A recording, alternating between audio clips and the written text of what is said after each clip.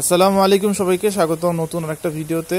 তো আপনারা যারা বাড়ির উঠানে শাপলার ট্যাঙ্ক অথবা ছোট চারির মধ্যে গাপ্পি মাছ করতে চান, তো এই ভিডিওটা স্পেশালি আপনাদের জন্য। তো এখানে উইদাউট এয়ারেশনে আপনারা গাপ্পি মাছ করতে পারবেন।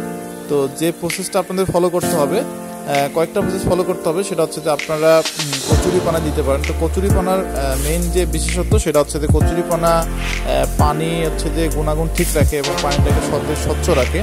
তো গাপ্পি মাছ যে এর জন্য অনেক ভালো। তো আর খাবার যে পরিমাণ মতো দিতে হবে, খাবার খুব বেশি দেওয়া যাবে না। এক্সট্রা খাবার যাতে নিচে তলানি হিসেবে না পড়ে, এই বিষয়টা মাথায় রাখতে হবে। আর একটা বিষয়, যেহেতু যে গাপ্পি ট্যাঙ্ক অত্যন্ত শাপলা ট্যাঙ্ক মোটামুটি 30 থেকে 40 লিটার পানির মধ্যে সীমাবদ্ধ।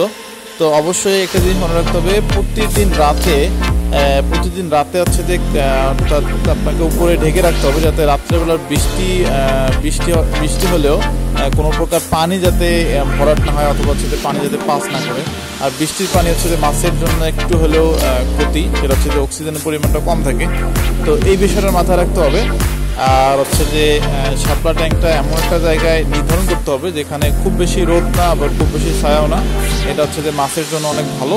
তো আশা করি আপনাদের এই বিষয়টা আজকে একদম ক্লিয়ার হয়ে গেছে।